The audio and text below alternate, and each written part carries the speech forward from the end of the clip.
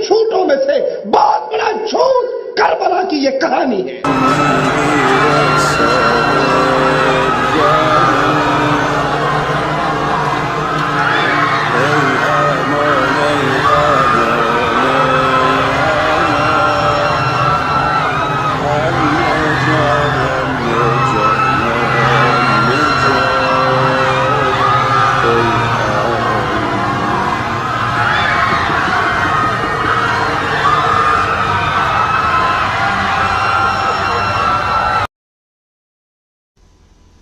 واقعہ کربلا اس سے ریلیٹڈ نہیں ہے کہ جی ان کے اوپر پانی بند ہو گیا، ان کے اوپر ظلم ہوا، کتنے بندے شہید ہوئے. یہ سیکنڈری چیز ہے. اصل چیز ہے کربلا ہوئی کیوں نبی علیہ السلام کی محنت کو 50 سال کے اندر اس لیول تک پہنچا دیا گیا کہ ہزاروں صحابہ زندہ ہیں اور نبی صلی اللہ علیہ وآلہ وسلم کی پوری اولاد ذبح کر دی جاتی ہے. ہم تو یہ کہہ نہیں رہے کہ کیسے ذبح کیا انہوں نے، آری چلائی تھی یا تلوار چلائی تھی. یہ تو واقعہ کربلا تو سب کو پتہ ہے، ان کی شہادت بھی سب کو پتہ ہے. جامعہ ترمذی میں حدیث ہے حسن و حسین جنتی نوجوانوں کے سردار ہیں اور ان کی والدہ جو ہے وہ جنتی عورتوں کی سردار ہے. اور المستدرک الحاکم میں حدیث ہے حسن و حسین جنتی نوجوانوں کے سردار ہیں اور ان کے والد ان سے بھی بہتر ہیں. تو یہ تو ڈیفینیٹ حدیثیں ہیں، یہ تاریخ تو نہیں ہے، نبی علیہ السلام کے فرامین ہیں. تو ان کی موجودگی میں ان کے ساتھ یہ کچھ کیا جائے تو ہم نٹی گریٹیز میں نہیں پڑھتے، ہم اس تھیم کے اوپر کہ یہ کون سی چیز تھی جس نے خلافت راشدہ کو ملوکیت میں بدل دیا، ہم اس تھیم کے اوپر بات کرتے ہیں. ہم کہتے ہیں چھوڑ دیں، بندے ہندے چھوڑیں. الٹیمیٹلی کیا نکلا ہے، کس کی وجہ سے ہوا ہے، وہ تو احادیث کی کتابوں میں موجود ہے. ہم کب کہہ رہے ہیں خفیہ کیمرے لگا گئے جی کس نے گولی پہلا تیر کس نے چلایا، یہ وہ. ہم تو بتا رہے کس کے دور حکومت میں ہوا اور ان کا اپنا کردار کیا تھا، اس کو کس طریقے سے لا کے تخت پہ بٹھایا گیا. وہ ساری کی ساری چیزیں تو سامنے ہیں. وہ تاریخ کی کتابیں نہیں ہیں، حدیث کی کتابیں ہیں. اگر آپ کہتے ہیں کہ بخاری مسلم سے ہم نے صرف رفع الیدین کی حدیثیں لینی ہیں یا ایمانیات کی حدیثیں لینی ہے اور باقی جو بخاری اور مسلم میں آل امیہ کی بدماشیوں کو ننگا کیا گیا ہے وہ ہم نے نہیں لینی ہے، تو سر پھر آپ اپنے آپ کو کلیئر کٹ، پھر ہم آپ سے واقعہ کربلا نہیں ڈسکس کریں گے، حجیت حدیث میں بات کریں گے. آپ کو اپنے آپ کو منکرین حدیث کہنا پڑے گا. یہ آپ اسکروٹنگ کیسے کریں گے؟ اس سے بڑی بات مجھے یہ بتائیں کہ عظمت صحابہ بڑی چیز ہے یا عظمت محمد رسول اللہ صلی اللہ علیہ وآلہ وسلم؟ تو بریلوی یہی تو رونا رو رہے ہیں. وہ کہہ رہے ہیں کہ قرآن میں تھوڑی آیات ہیں. آپ پھر مڑ مڑ کے پڑھتے ہیں قل انما انا بشر مثلکم، اس میں تو نبی علیہ السلام کی تنقیص ہو رہی ہے. تو ہم ان کو کیا کہتے ہیں کہ تنقیص مقصد نہیں، نعوذ باللہ، نہ ہو رہی ہے. آپ افضل البشر ہیں لیکن آپ کی سپیشیز بشر ہے. یہ ہم اپنا عقیدہ سمجھتے ہیں، وہ اس کو تنقیص شمار کرتے ہیں. تو پھر اس وقت آپ بھی بریلویوں کی بات مان کے تو یہ آیات پڑھنا چھوڑ دیا کریں. آپ کہتے ہیں نہیں آیات ہے کیوں نہ بیان کریں، تو ہم بھی کہتے ہیں احادیث ہے کیوں نہ بیان کریں. کہ صحیح بخاری میں حدیث ہے 2812 عمار کو ایک باغی جماعت قتل کرے گی، وہ جماعت دوزخ کی طرف بلا رہی ہوگی اور عمار ان کو اللہ اور جنت کی طرف بلا رہا ہوگا. اب اس کے نرغے میں جو آتا ہے وہ آئے، میں اپنے نبی سے ٹکر لے لوں آپ لوگوں کے منہ کا خیال رکھتے ہوئے کہ میں نبی علیہ السلام کو کہوں کہ آپ نے کیوں ایسی بات کر دی کہ مولا علی کے مخالفین کو آپ نے دوزخ کی طرف بلانے والی جماعت کہہ دیا. تو لیں آپ ٹکر، جائیں سیدھا دوزخ میں. اور تھوڑی جرت کرے آپ یہ کہا کریں کہ اے اللہ، اپنے لیے کہا کریں کہ اللہ تعالیٰ آپ کا حشر یزید اور یزید کے آباء و اجداد کے ساتھ کرے اور اس کی اولاد کے ساتھ. ہم کہتے ہیں کہ اللہ تعالیٰ ہمارا حشر جو ہے وہ مولا حسن حسین، مولا علی علیہ السلام اجمعین اور اہل بیت کے ساتھ کرے، آمین. اور آپ میں تو اتنی جرت نہیں آپ یہ بات بھی کر سکیں کیونکہ ان کو پتہ ہے. تو نبی علیہ السلام کی احادیث کو بیان کرنے کو یہ سمجھتے ہیں کہ جی اس سے مصیبت کھڑی ہو جائے گی تو اپنے آپ کو منکرین حدیث ڈکلیئر کریں. پھر حجیت حدیث کا مقدمہ ڈسکس ہوگا، پھر کربلا نہیں ڈسکس ہوگی. اور یہ ٹی وی پہ بھی آ کے مولوی بیٹھے ہوتے ہیں، سنیوں کے بھی شیعوں کے بھی، مڑ مڑ کے جی وہ یزید نے یہ کر دیا. وہ یزید نے کیا کیا ہے یار؟ وہ تو سسٹم کا نمائندہ بن کے آیا جو پیچھے سے خراب تھا. یزید کو لے کے بیٹھے ہیں، یزید یزید یزید یزید. بھائی پیچھے سے معاملہ خراب ہوا. اگر نہیں یقین آتا تو یہ بخاری مسلم کی میں نے آلموسٹ 200 سے زیادہ احادیث مین سٹریم کی کتابوں سے اکثر بخاری مسلم جمع کیے، پڑھیں. اور سر میں نے تو ان کو چیلنج دیا ہے، یہ حدیثیں پڑھ کے نا اپنے ممبروں سے صرف ان حدیثوں کی تشریح اپنی پبلک کے سامنے کر دیں. نہیں کر سکتے تو وہ لعنت کے مستحق تو ہو رہے ہیں حق چھپا کے، اور قیامت دن کے منہ پہ لگام ڈالیے. اور پھر مڑ مڑ کے کہتے ہیں نہیں جی وہ کچھ چیزیں خاص ہوتی ہیں وہ عوام الناس کے سامنے نہیں کرنی چاہیے، وہ صحابہ کرام بھی بعض اوقات ایسی باتیں پبلکلی نہیں کرتے تھے. میں نے اس کے اوپر بڑا ایک میرا کلپ ہے یوٹیوب پہ، مولا علی سے متعلق 5 جھوٹ، تو میں نے کافی ساری چیزیں اس میں ڈسکس کی ہیں. لیکن میں یہ کہتا ہوں کہ اللہ کے بندو، جو چیزیں نبی علیہ السلام نے منع کی ہیں بیان کرنے سے وہ تو ہم ڈسکس کر بھی نہیں رہے. میں نے آج تک آپ کو منافقین کے نام بتائے؟ آپ نے حذیفہ ابن یمان کو بتائے تھے نا آپ صلی اللہ علیہ وآلہ وسلم نے، صحیح بخاری میں آتا ہے. تو میں نے آپ کو بتایا، آپ رازدار رسول تھے، ختم ہوگی بات.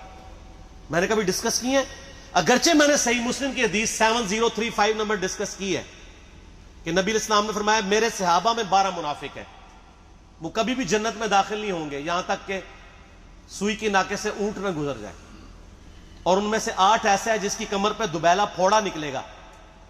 میں نے آج تک آپ کو بتایا کہ کس کس کی کمر پہ دوبیلا پھوڑا نکلا اور اس کی موت اسی پھوڑے میں ہوئی ہے؟ بتایا؟ تو میں تو وہ چیزیں ڈسکس بھی نہیں کر رہا، میں وہ چیزیں ڈسکس کر رہا ہوں جو نبی علیہ السلام نے علامات النبوہ میں بتائی ہیں. یہ امام بخاری حدیث نبوت کی دلیل کے چیپٹر میں لے کے آئے ہیں، اور امام بہقی نے 3500 احادیث پر مشتمل ایک کتاب لکھی ہے دلائل النبوہ، کہ ہم نبی صلی اللہ علیہ وسلم کو نبی کیوں مانتے ہیں، اس کے اوپر. اور اس میں یہ ساری حدیثیں عمار بن یاسر کے قتل والی لے کے آئے ہیں، بتانے کے لیے کہ دیکھیں ہمارے نبی علیہ السلام کی نبوت کی دلیل ہے کہ آپ نے اپنی وفات کے آلموسٹ 30 سال کے بعد ہونے والے واقعے کو پہلے ہی بتا دیا. یہ حدیثیں چھپانے والی نہیں، بیان کرنے والی ہیں، علامات النبوہ کی حدیثیں. آپ کہتے ہیں چھپائیں، اگر کوئی حدیث دنیا میں نہیں چھپائی جا سکتی نا تو علامات النبوہ والی حدیث ہے، کیونکہ وہ تو نبی صلی اللہ علیہ وسلم کی نبوت کو جسٹیفائی کرتی ہے. ورنہ میرا ایک معصومانہ سوال ہے کہ نبی صلی اللہ علیہ وسلم نے یہ باتیں کر کے ان کے زوم میں نعوذ باللہ امت کو مصیبت میں ڈال دیا. آپ نے خود ہی فرمایا کہ یہ ہوگا. کیوں فرمایا آپ نے؟ میں تو بیان کر کے مجرم ہوں، تو جس نے مجھے خبر دی ہے ان کے بارے میں آپ کا کیا خیال ہے؟ یہ مسند احمد کی حدیث یہ میں نے گھر بیٹھ کے بنائی ہے کہ میری بیوی کا کیا حال ہوگا جس پہ خوف کے کتے بھونکیں گے. تو سیدہ عائشہ سے مجھ سے زیادہ نبی علیہ السلام کو محبت تھی، لیکن آپ اللہ کے پیغمبر تھے، آپ نے اپنے گھر کی خبر بھی نہیں چھپائی، بتا دی کہ یہ ہوگا. اور اس سے بڑھ کے آپ صحیح بخاری میں دیکھیں عمار بن یاسر کا خطبہ ہے. میں نے یہ سارا، پریشان نہیں ہونا، یہ ریسرچ پیپر میں سارا کچھ موجود ہے، اور کوئی چیز بھی ایسی نہیں جو اس میں سکپ ہو. صحیح بخاری میں خطبہ ہے کہ عمار بن یاسر کو مولا علی نے بھیجا کوفے میں. کوفے والے نیوٹرل ہو گئے تھے کیونکہ بصرہ سے سیدہ عائشہ آ رہی تھی، اور وہاں پہ انہوں نے کہا نہ ہم سیدہ عائشہ کا ساتھ دیں گے نہ مولا علی کا دیں گے. تو عمار بن یاسر کو تیار کرنے کے لیے، یعنی وہاں کے جو عوام تھی اس قتال کے لیے مولا علی نے بھیجا. تو سیدنا عمار بن یاسر نے وہاں پہ کوفے کے منبر پہ خطبہ دیا. بخاری کے الفاظ ہیں، اوپر والی سیڑھی پہ عمار بن یاسر نے حسن ابن علی کو بٹھایا، حالانکہ حسن ابن علی سے 4 گنا بڑی عمر تھی عمار بن یاسر کی، 90 پلس ہو چکے ہوئے تھے، 3-4 گنا ان کی عمر تھی، لیکن اہل بیت کا احترام کیا. خود نچلی سیڑھی پہ بیٹھے. بخاری کے الفاظ ہیں کہ اے لوگو اللہ نے تمہیں آزمایا ہے، ایک طرف دنیا اور آخرت میں تمہارے نبی کی بیوی ہے سیدہ عائشہ، دنیا اور آخرت میں، یعنی عزت اپنی جگہ قائم. یہاں لوگ سمجھتے ہیں کسی کی غلطی آ گئی تو پتہ نہیں کیا ہو گیا. وہ یار اس کا مرتبہ اپنی جگہ ہے، غلطی اپنی جگہ ہے، پیغمبر نہیں ہے وہ. اور دوسری طرف علی ابن ابی طالب ہے. اللہ اب دیکھے گا تم عائشہ کی اطاعت کرتے ہو یا اللہ کی. علی کی نہیں، اللہ کی. کیوں؟ یا ایھا الذین آمنوا اطیعوا اللہ واطیعوا الرسول واولی الامر منکم. ان کا اولو الامر مولا علی ہیں، ان کی اطاعت واجب ہے. یہ اللہ نے آزمایا ہے کہ اللہ کی اطاعت کرتے ہو یا عائشہ کی. اور آپ حیران ہوں گے، یہ حدیث امام بخاری حضرت عائشہ کی فضیلت والے چیپٹر میں لے کے آئے ہیں۔ اگر امام بخاری مشورہ کر لیتے نا ناسبیوں سے، تو انہوں نے کہا تھا سر آخری صحیح رکھو، پچھلے والا رہن دو، بلکہ پچھلے والا رکھو آخری والا رہن دو، کہ عائشہ دنیا اور آخرت میں۔ وہ حدیث گھڑنے کا میں آپ کو طریقہ بتاتا ہوں، کاٹ چھانٹ کرنے کا۔ وہ آدھی حدیثیں لکھتے ہیں نا، آدھی حدیث ایسے لکھتے ہیں امام بخاری کہ سیدہ عمار ابن یاسر نے خطبے کے دوران فرمایا کہ سیدہ عائشہ دنیا اور آخرت میں تمہارے نبی کی بیوی ہیں، بس۔ لیکن امام بخاری نے پوری حدیث لی ہے، آگے وہ بھی ڈالا ہے کہ اللہ آزما رہا ہے کہ عائشہ کی اطاعت کرتے ہو یا اللہ کی، جیسے آپ کے علماء کر رہے ہیں۔ صحیح مسلم کی حدیث 6488 آدھی بیان کرتے ہیں سارے مولوی، بریلوی، دیوبندی، اہل حدیث، سب۔ میرے صحابہ کو برا مت کہو، اگر تم میں سے کسی نے احد پہاڑ کے برابر بھی سونا خیرات کر دیا اور میرے صحابہ نے ایک مد یعنی 600 گرام خیرات کی، آدھا کلو، اس کے آدھے کو بھی نہیں پہنچ سکتا، بس۔ حالانکہ یہ مسلم کی حدیث سٹارٹ اس سے ہوتی ہے کہ عبد الرحمن بن عوف کو خالد بن ولید نے گالیاں دی جھگڑے کے دوران، حالانکہ دونوں مسلمان تھے، دونوں صحابی تھے۔ آپ نے حضرت خالد بن ولید کو بلا کے ڈانٹا، فرمایا تم میرے صحابہ کو برا مت کہو۔ تو خالد بن ولید نے تو آگے سے نہیں کہا حضور میں بھی صحابی ہوں۔ ان کو پتا تھا کہ عبد الرحمن بن عوف نے اس وقت اسلام قبول کیا جب اسلام کا مطلب تھا مار، تکلیف اٹھانا، اور خالد بن ولید نے گولڈن پیریڈ میں صلح حدیبیہ کے بعد اسلام قبول کیا۔ تو میں اب تم لوگ یہ کر رہے ہو، تم لوگ اگر احد پہاڑ کے برابر بھی سونا خیرات کر دو، یعنی صلح حدیبیہ کے بعد والے لوگ میرے ان کے برابر نہیں ہو سکتے۔ اور جو فتح مکہ پہ معافی مانگ کے مسلمان ہوئے ہیں طلقاء، مؤلفۃ القلوب آل امیہ، ان کا تو لیول ہی کچھ نہیں ہے۔ یہاں تو خالد بن ولید کے بارے میں یہ بات کی جا رہی ہے، اور پھر وہ مؤلفۃ القلوب اپنے زمانے میں ممبروں پہ سب و شتم کروائیں سیدنا علی پر۔ تو سب سے پہلے تو ان کو کہنا چاہیے جن کے بارے میں حدیث تھی کہ تم صحابہ کو گالی مت دینا، ہم نے تو خیر کبھی دی بھی نہیں ہے۔ اور میں یہ آخری جملہ ان کو ایسا بولتا ہوں کہ جو ان کے دماغ تک ڈرل کر جائے گا، کہ آل امیہ نے جو کچھ اپنے دور کے اندر سیدنا علی کی گستاخیاں کی ہیں نا، ہم نے تو ویسی کوئی ایک گستاخی بھی آل امیہ کے بارے میں نہیں کی ہے۔ میں نے آج تک آل امیہ کے اوپر بائی نیم کسی کے اوپر لعنت کی ہے؟ حالانکہ یہ مولا علی پہ کرتے رہے، یہ ہے لعنتی خود ہو گئے نا، جب مولا علی پہ لعنت کی تو لوٹ آئی۔